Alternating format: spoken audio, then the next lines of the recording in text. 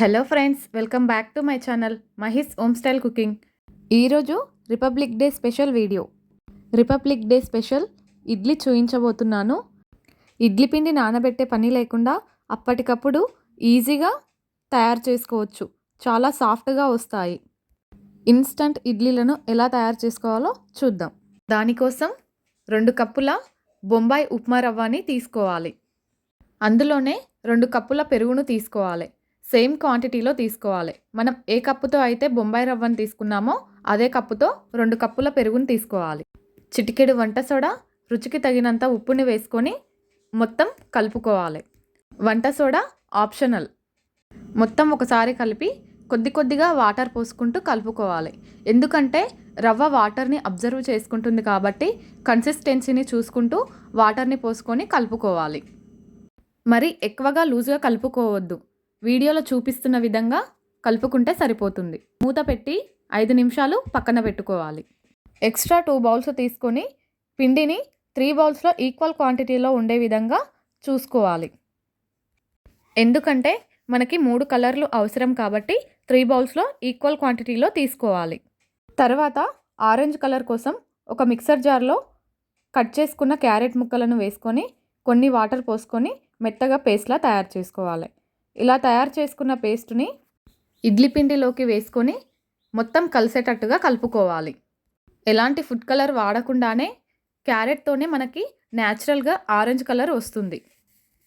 ఇది హెల్త్కి కూడా చాలా మంచిది కాబట్టి ఇలా చేసుకోవడం చాలా మంచిది. మొత్తం పిండిలో కలిసేటట్టుగా కలిపేసుకోవాలి.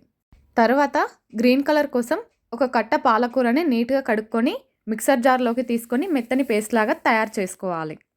ఈ పేస్ట్ని ఇడ్లీ పిండిలోకి ట్రాన్స్ఫర్ చేసుకొని పిండిలో మొత్తం కలిసేటట్టుగా మంచిగా కలుపుకోవాలి. పిండిని మొత్తం ఇలాగే కలుపుకొని పక్కన పెట్టుకోవాలి. వైట్ కలర్ కోసం ఏమీ వేయాల్సిన అవసరం లేదు. అందులోనే కొద్దిగా వాటర్ పోసుకొని ఇడ్లీ వేసుకోవడానికి ఈజీగా ఉండేటట్టుగా కలుపుకోవాలి. తర్వాత ఇడ్లీలాగా వేసుకోవడానికి ఇడ్లీ ప్లేట్కి ఆయిల్ని కానీ నెయ్యిని కానీ అప్లై చేసుకోవాలి. దీని వలన ఇడ్లీలు తీసేటప్పుడు చాలా ఈజీగా వస్తాయి. తర్వాత ఆరెంజ్ కలర్ ఇడ్లీ పిండిని లేయర్స్గా వేసుకోవాలి. తర్వాత వైట్ కలర్ కోసం వైట్ ఇడ్లీ పిండిని కూడా వేసుకోవాలి. అన్నింట్లో ఇలానే వేసుకోవాలి. గ్రీన్ కలర్ కోసం ముందుగానే తయారు చేసుకున్న గ్రీన్ కలర్ ఇడ్లీ పిండిని కూడా అన్నింటిలో ఇలానే వేసుకోవాలి. అన్ని ఇడ్లీలను ఇలానే వేసుకోవచ్చు, లేదంటే సపరేట్గా కలర్స్ కూడా వేసుకోవచ్చు. ఈ విధంగానే ఆరెంజ్, గ్రీన్, వైట్ కలర్స్ను కూడా వేసుకోవాలి. ఇలా వేసుకున్న తర్వాత క్యాప్ పెట్టుకొని ఒక 15 నుంచి 20 నిమిషాలు సిమ్లో పెట్టుకొని ఉడికించుకోవాలి. ఇడ్లీలు తయారయ్యాయో లేదో తెలుసుకోవడానికి చేతికి వాటర్ని తడుపుకొని టచ్ చేసి చూడాలి.